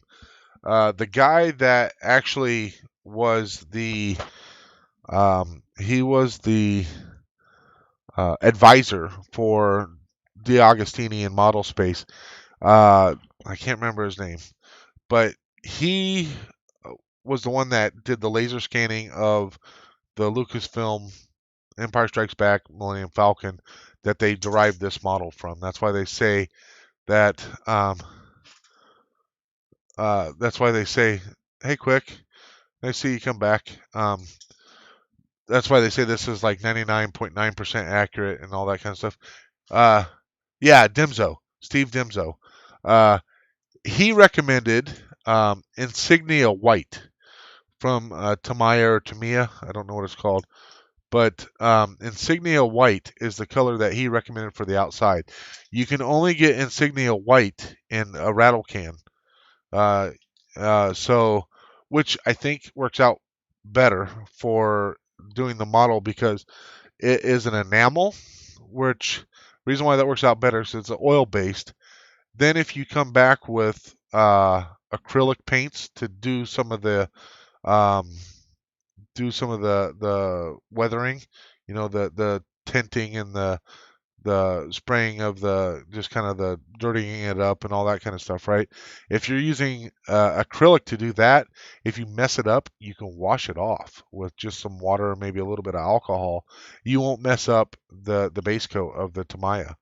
So definitely, but the problem is finding this Insignia White can be difficult. I have a hobby shop near me, about an hour away.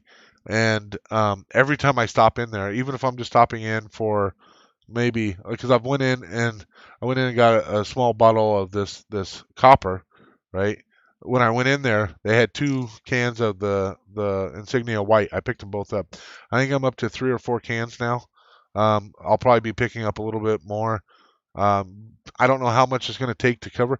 1 can might do one side. I don't know, but I don't want to run out and then be waiting to try to have that. But I'm going to be painting. I'll be doing a base coat of for the entire hull with the Tamiya Insignia White first, and then I'll come back and paint the little gray panels and the red panels, and there's some yellow panels, and paint those separately by masking them off.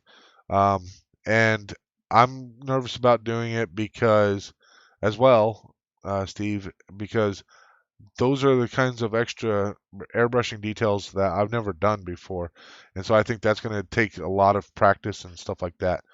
Uh, what's my favorite Star Wars ship other than the Falcon? Um, I kind of covered this a little bit when I one of these more recent ones talked about the Y-wing. Which one was it? I don't remember. One of these talked about the Y-wing, and I would say it's almost a toss-up between the Y-wing and the X-wing. I like the X-wing because that was Luke's ship, but there's something about the Y-wing. The Y-wing reminds me of the A-10 Warthog, and the A-10 Warthog is definitely my most favorite jet airplane ever. It's like uber resilient, uh, super durable. It's got like triple redundancy of everything. And so, oh, Dimzo says 4 cans. So yeah, there you go. Um, so that's one of the things I liked about the A10, and that especially the Y wing when it first started. That was one of the things with the Y wing when they first came out with it was I think it's one of these more newer ones. That's one of the things about the Y-wing when it first came out was it was super durable. So I would probably say the Y-wing because I like that durability thing. Probably why I played as a tank in Star Wars: The Old Republic. That was my. I mean, I played all the different roles, but tank was my favorite, I think. Yeah, Y-wing. There we go. Yeah, so it was issue 19. Yeah. I would have to probably say the Y-wing. Uh, why? Oh,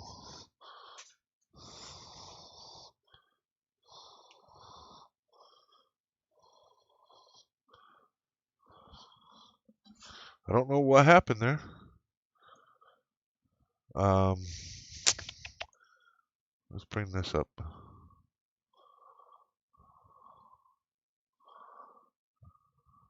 Are we still streaming?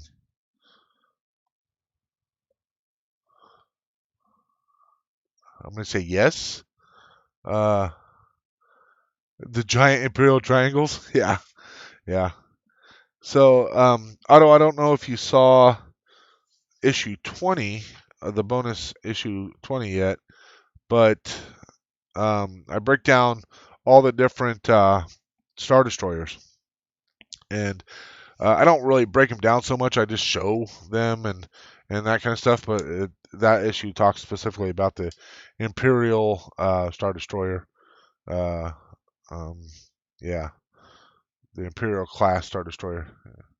Yeah, I completely agree.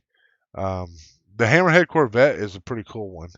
The one that they used in Rogue One that pushed the one Star Destroyer into the other, that was pretty sweet.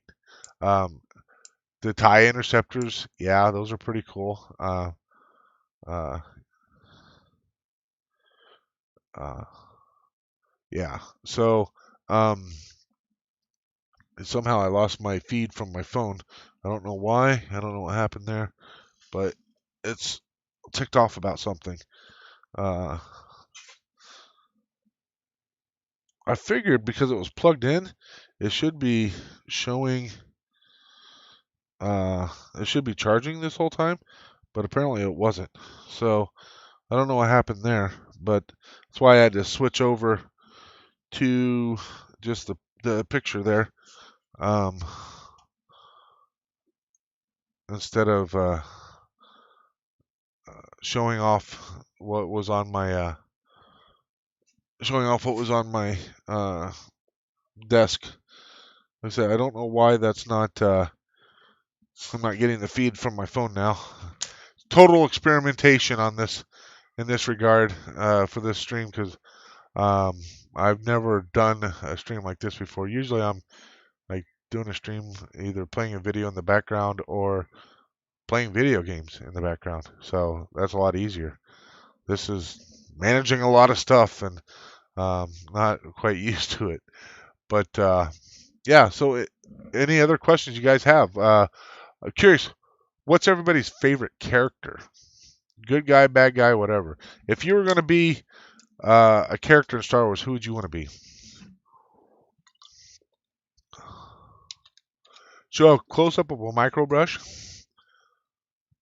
Yeah, let me see if I can get my camera or my phone to respond again and see what we can do here.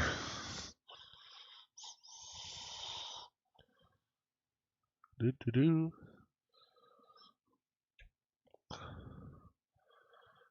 Let's see if I can do this.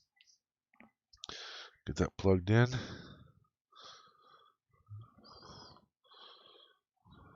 Uh, let me see here. Let's see if I can get to it.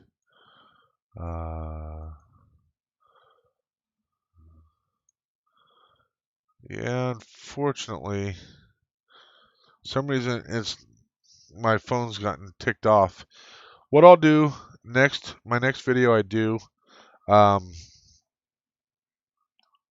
the next video I do, I'll get a close-up image of of these micro brushes. Now, some of the micro brushes are different.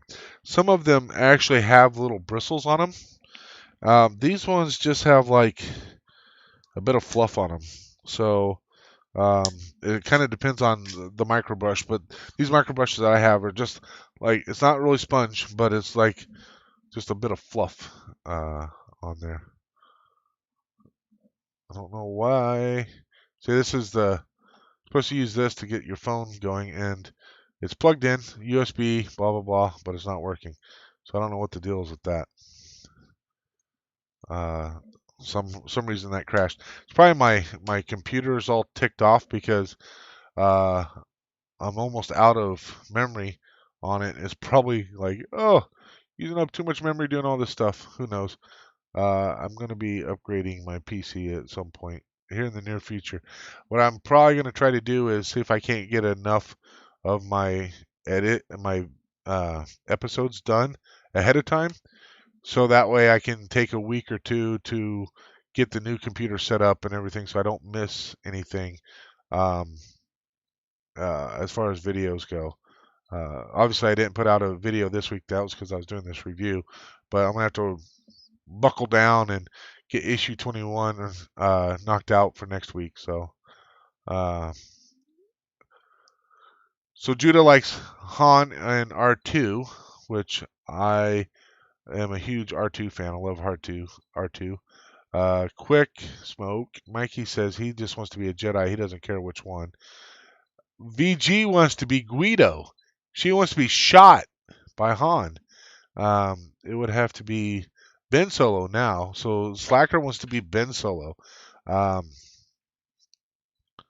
yeah, his conflicts were real. Uh, Although it's hard to say you can kill your father and then be accepted back into anything. Plaz, you don't want to be Jabba. Come on, sit there and eat frogs all day. Although you get to have Leia as a slave girl. Hell yeah, slave girl Leia. When you're like a 10-year-old kid or whatever, holy poop crap. There's nothing sexier than slave girl Leia. That's for damn sure. Whoo, doggy. Um, Plaz just wants to eat. For me, like, and just if I were to pick like just a straight up character out of Star Wars, uh, not necessarily one that would fit my personality, but I think one that would have been kind of cool would have been maybe Wedge Antilles. Um, Judah says 10 years old, 50 years old, all the same to me.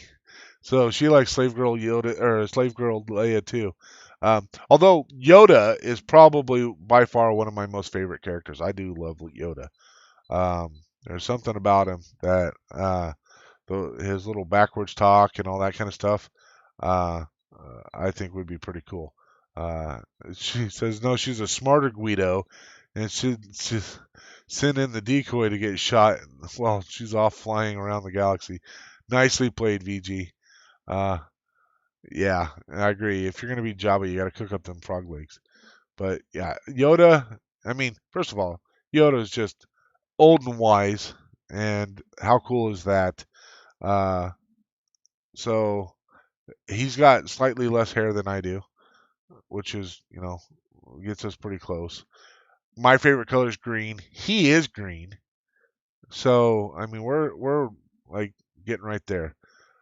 Yoda does have all the coolest quotes. And I mean, where else do you get act like a crazy old coot and you can like just say rambly things. You're like, when 900 years old you are, be as smart as I am, you will not.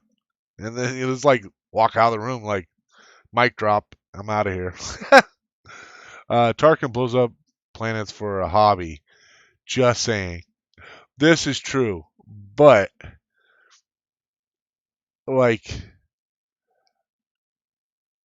I mean, he is freaking calm, cool, and collected.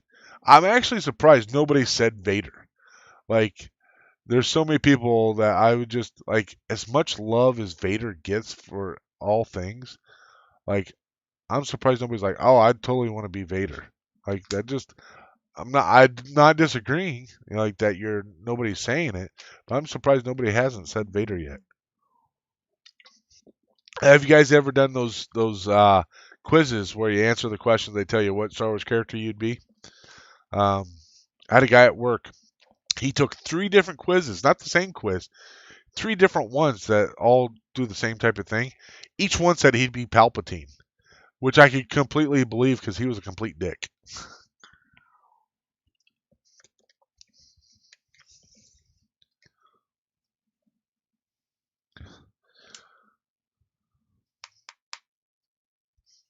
Um, I was trying to think of. I thought I had another question I was gonna have you guys throw out there, but Vader was tortured. But you have to admit he kind of did it himself. He couldn't just let things go. He wanted to try to control things, which it's part of his personality. That's why some people are. Um, he wanted to try to control things. He never was able to kind of just accept the fact that he wasn't going to see his mother again, and whatever happened to her, uh, it just happened. But um, yeah, Cassian Andor, Slacker, that's a great call. He is getting his own series. They're supposed to. I think they've got a lot of it. I don't know when they're filming it. I know they're filming the Kenobi series starting next uh, spring, something like that. They're starting in January or something, I think, for the Kenobi series. Now the Kenobi series that really disappoints me. They're only doing like 6 episodes of the Kenobi series, and then uh, some of the stuff that they talked about or the rumors that of like some of the plot points of what they're gonna do or whatever. I wasn't terribly excited about. Um, Apparently, there's going to be some flashbacks with him and Hayden Christensen, him and Anakin, which I'm okay with the flashbacks and stuff. But they made it sound like some of the other stuff he was going to be doing, and I was just like, I don't want it to be all that. I don't want it to be like all him just dwelling on Vader and Anakin and what went wrong. I want to see, I'd like to see him looking over Luke, but then at the same time, maybe trying to help other Jedi that are trying to avoid the whole Order 66 thing from getting killed. I think that'd be pretty cool.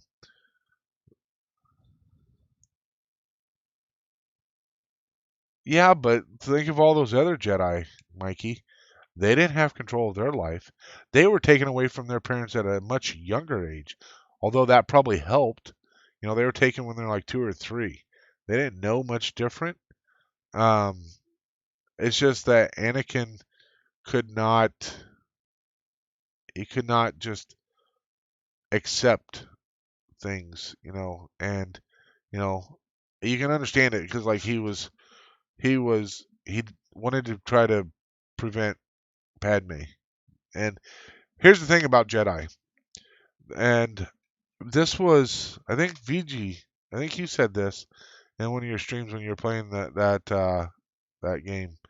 Something about you can't wait to get a new power or something like that. The thing is, Jedi don't have powers; they have abilities. Powers are for the dark side, right? So that's the thing with Anakin. He looked at it as he had all this power, as opposed to really, if you go back far enough into with the Jedi, and maybe that's what Luke was talking about in the Last Jedi, is their hubris is what caused the downfall, which I can agree with. Like, if you really think about the Jedi are a conduit for the Force. They are a willing recipient, let the Force guide them and all that kind of stuff. And by the time the Clone Wars and stuff started, they're more trying to use the Force to do certain things as opposed to letting the Force guide them and uh, use them to do certain things. So I think it's definitely an interesting way to look at it. Yeah, I agree. Hayden Christensen did get a bad rap. Um, uh, I don't think it was Hayden Christensen's fault. I honestly think it was George Lucas's fault. George Lucas, like, he didn't. I don't think he didn't care. He was just trying to get to the movie points. Like, what's the plot points? Let's get this covered. And I don't really care about the performances. Like, that's all he was caring about. He wanted to look, feel, and whatever. But I think, yeah, and you throw in the dialogue, all of that, the dialogue of the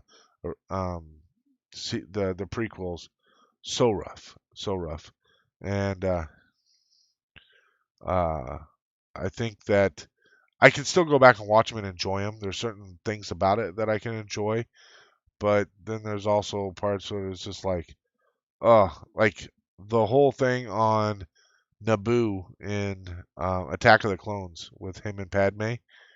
It's just like, oh, I mean, you need to have the love story. I get it because that's what's going to be the driving force. I still felt like they could have had the driving force be the loss of his mother, which it ended up being. But you have to have the love story because otherwise, where's Luke and Leia going to come from?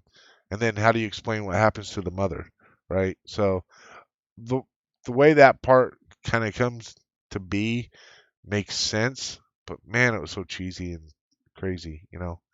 Um,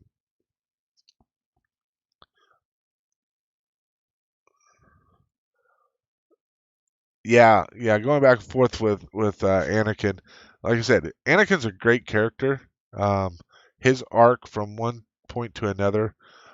If you guys have not seen Clone Wars, and if you have the ability to watch Clone Wars, uh, definitely do it. That is Clone Wars is what I expected Episode 2 to be. Instead, we don't get Clone Wars until right at the very end, and it's mostly like a detective thing where Obi-Wan's just trying to figure out what's going on. Um, but the whole Clone Wars series, all seven seasons, they just they give you a much better appreciation of Anakin. Um, they fill in and create a much broader scope of the entire Star Wars universe. That um, It was so great. Yeah. In fact, what's the kid's name that played little Anakin? I can't think of his name. Lloyd, right? Wasn't his last name Lloyd? Uh, he pretty much stopped acting after that. It was such a horrible experience for him that he stopped acting after that, and he hates Star Wars for it. So yeah, that's pretty sad. And then the guy that played Jar Jar, Ahmed Best, like he got so much crap, and this was before really social media and all that stuff. He got so much hate mail and all this stuff because people hated Jar Jar. Well, that's not his fault. People hated Jar Jar. Jar Jar was a doofus character that shouldn't have been there. Ahmed Best did a great job making him a doofus character. Like we could have been done with Jar Jar like within the first right after the first movie for sure. We didn't need Jar Jar anymore. And it just you know. But I thought he did a great job with Jar Jar. It's not his fault. That was the character's fault, not him. And it was Lloyd's fault with he may have been arrested, I don't know. But, it wasn't his fault with what happened with Anakin. It was the fact that the dialogue was kind of cheesy and uh Lucas, what isn't, I guess we learned he's more of a better storyteller than uh, he is with a screenwriter and a director. For sure, he's a better storyteller than he is for either of those two things. And one of the things I heard was when he was doing the prequels, he kept trying to get other people like Spielberg and some of these other people to do Star Wars to be the directors, and they didn't want to do it. They're like, no, this is your baby, you do it. And it's like, how different would they have been? How much, we would have had still more or less the same story, but how much better would the dialogue have been? And just, um, the way we originally accepted the prequels, how much better would they have been accepted and liked? Now I can go back on the prequels and enjoy them almost as much as the original trilogy, but there's still a lot of cringe moments in there. The amount of cringe moments in the original trilogy, I mean, I can count them on one hand and probably have a couple fingers left over. There's not that many cringe moments in there. I don't know what they would be. Um, you know, I suppose you could say Luke's whininess, which uh, some people say that Luke's whininess points to why he was able to be the way he was in the Last Jedi, and I say that's bullshit because uh, that's one of the reasons why I did not like the Last Jedi. I felt like they completely missed the whole point with Luke's character and completely ruined his whole character, in my opinion. Uh, you know, um, the fact that the idea that if Leia and anybody else would have said, Luke, we need your help, and he said, nope, sorry, not going to do it, um, you know, that ain't going to happen. Luke Skywalker left his training with Yoda because he saw a vision and wanted to go help his friends. Granted, it didn't work out as well as he would have liked, and in fact, basically he lost his hand and all that kind of stuff, and really nothing positive came out of it. But he's not going to turn down his sister and his friends if they're in need. I could see him trying to go be a hermit, but at the same time, I can't see him trying to go be a hermit. And like the big, like the Last Jedi, really, really bothers me because it's not until the very end Yoda comes in and says, cracks him on the head and says, "Hey, you don't just pass on the things that Luke equals loyalty. You don't just pass on the things you've learned. You have to pass on your mistakes as well." Where the hell was Yoda like 10 years ago or 15 years ago when Luke's still trying to train Ben, right? Why isn't Yoda like guiding him then and saying, "Hey, dude, don't forget to pass on your mistakes as well." We didn't do that when we were still at our height. We weren't passing on our mistakes. We were hiding our mistakes. That was another mistake. Make sure you share your mistakes and your failures and all that kind of stuff, because those are learning points that these young, your students and your nephew can learn from. Where the hell was Yoda at that point? He waits until like Luke's ready to commit suicide and burn down everything and all this kind of stuff, and you know, then he steps in and is like, "Oh, well, here, let me educate you." He was a freaking Force ghost. He could have came and talked to him at any point, but no guidance from Yoda. Like, to me, that's some Frogger Knuckle bullshit, and that's why I have such a problem with that. I have a problem with the fact that the way Luke was. Um, he would have never been that way. I don't think that, even if you go with the fact that he hadn't talked to Yoda and Yoda hadn't given him any guidance and he screwed up, and if you go with the idea that he thought about killing his own nephew because he was so dark, um, you know, even if you go with that, I don't see where he would have just ran away. If you want to make him on this planet all by himself, he's going there to try to find answers on how to fix stuff. That's what they should have done. And yeah, the Luke versus Kylo at the end, that dialogue was pretty awesome. I definitely agree with you there, Otto. That was like the only redeeming quality of that whole thing. Like the whole front part of that with him and Rey. Uh, I mean, it was cool that he was starting to come around and decide. You felt like he was going to go help, and then he catches Rey in there doing the Force connection thing with Kylo. Um, and then it all goes downhill from there. But uh, you know, I felt like it should have been different, from the beginning. Um, and then of course you can take off that whole part where they go to what back two or what not back two. Back two's where Galaxy Edge is, right? Whatever that planet is where they do the gambling stuff. That whole portion was a waste. Like the only thing that did was got them off of the ship that they were on and over to one of the Imperial ships. It was the only thing that served. You had like 45 minutes of the movie that was 100% waste. Nothing positive came off of it. Uh, you know, it didn't even advance their character story arcs. The most it did was introduce you to Broom Boy, the little boy that could use the Force, but then he never even got used. So what's good? What's the good point of even pointing out Broom Boy? Like nothing positive and came out of that. Only thing it does is makes it look like if you're rich and whatnot, then you're a piece of shit because you're going to abuse animals and whatever, and you're going to be selling to both sides so you can make more money. Like that's the only thing it did. Like what the hell? It was completely useless. Uh, yeah, you had one thing to do, right, Eric? Just one thing, man. You had one thing. What the hell?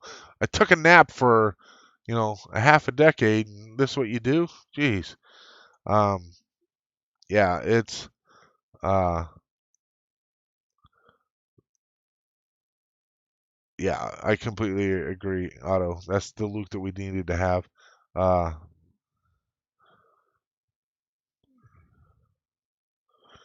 oh yeah, the fact that he had to do that whole redemption thing was, yeah, I agree. If you wanted to have him do a redemption thing, then he did have to be rock bottom.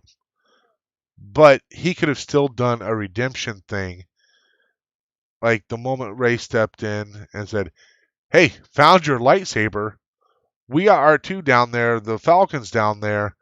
By the way, your sister really needs your help because the First Order just blew up like a bunch of planets." Like the moment that conversation happens, Luke's gonna be like, "Crap! I shut myself off to the Force because I was being a doofus. I've got to go help." I'm not saying he's got to go out there in front of God and everybody with a freaking laser sword and try to take on the whole First Order himself. But like the Luke that we all grew up with would have totally just been like, "I'm packing my shit. I'm, you got the Falcon good because my X-wing's laying in the drink over here," and he would have hopped on the Falcon and off they would have went. It would have been done simple. And he'd be like, "Oh, Ray, you got the Force as well, right? So let me do some training for you. They give you a couple little exercises." He already knows where he screwed up with Kylo. The fact that he could sense some darkness in Rey, he should know how to correct it, right? He should know, like, be very focused on, don't dwell on this dark stuff. You have these conflicts because of you don't know who your parents are and all that kind of stuff, and you feel abandoned. You need to get past that. He knew how to correct that and he didn't. And I feel like that's some of the stuff that they should have done.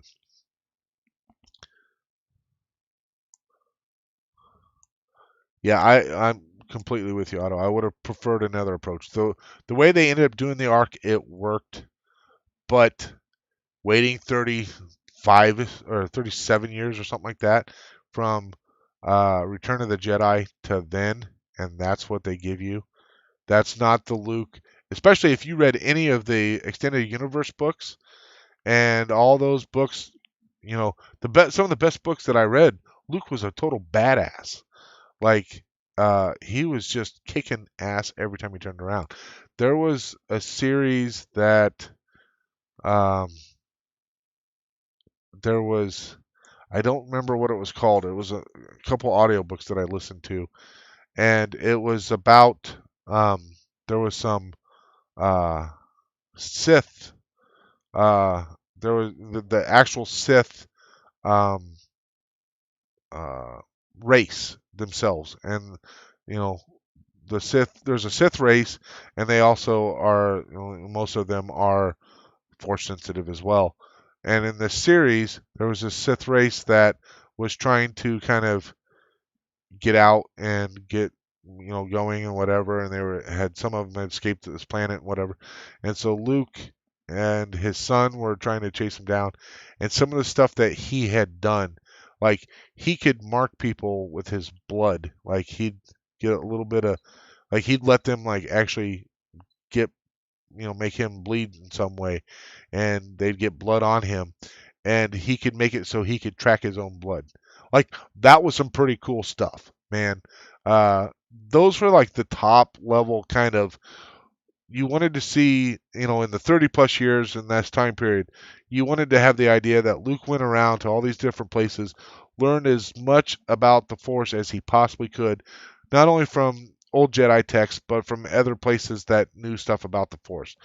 It's a foregone conclusion that there's other places that can use the Force. They're not necessarily Jedi. So the being able to go and do these other things with the Force and learning how to do them in different ways uh, would have just made him stronger in the Force. That would have been the Luke that I would have liked to have seen.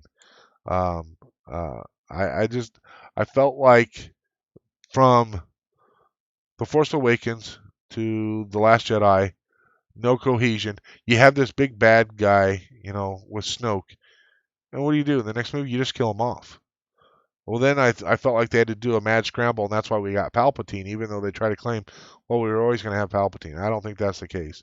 I think they were like, well, shit, we don't have our big bad guy anymore, so now we have to go back and create, we need another big bad guy that's going to be the ultimate. And we killed off Snoke, who was supposed to be like this mysterious new guy, and now we can't. Um, yeah, I did like that too. So I felt like that would have been a thing that Han would have done for sure. Um, there's things about these films that I like. Um, there's a lot of people that have a problem with that hyperspace or the hyperspace crash that Holdo does, the Holdo maneuver. Visually, that was freaking awesome. The sound and the effect, the visual effect that had, perfect. Loved it. Thought it was great. Um, and I don't have a problem with that concept. They're like, oh well, we've never seen that before, or whatever. Well, there's a reason why you never seen it before, because nobody's stupid enough to do it. Like that's an act of desperation. That's why it got done when it got done, and so that's why I liked it. There's a lot of other. I liked all the new characters. One of the main things I absolutely don't like about the new trilogy, they barely use R2, and R2 is one of the best characters. He's barely a background character, and especially, I mean, barely a background character in The Force Awakens, but all the rest of them, like, barely at all. R2 was one of the most integral characters in the whole 6 movies prior to that, and now he's nothing. So I always had a problem with that too. So, but I am going to have to wrap this up. I do have some stuff that I need to do coming up real soon. Got some family stuff I got to take care of. I wasn't expecting to go 3 hours, but that's okay. 3 hours is cool. Kind of sucked that some reason we had a. Um, it kind of sucks that some reason we had that little hiccup in the middle. But at least we were able to continue going. So yeah, I'm glad you made it back, Hawk. But yeah, I'm getting ready to wrap it up. It's been going on for 3 hours, and I could go for 3 hours more if I didn't have other stuff I have to go take care of. I'm so happy that you guys were all able to join. I very much appreciate it. I hope you guys all enjoyed it. Um, I think that we'll probably do it again, Eric. I don't know if I'll do 20 issues in between. Maybe I'll do it every 10, because 20, definitely, if I'm going to put together a video montage of, for a review, 20 is a lot. And that took me over 2 weeks to put together those 20 videos, and that's like I didn't do anything else. So um, we'll probably do 10. It'll be a lot easier to do. So I want to thank everybody again. I really appreciate you all stopping in, and I hope that you all have a great weekend. And may the force be with you always.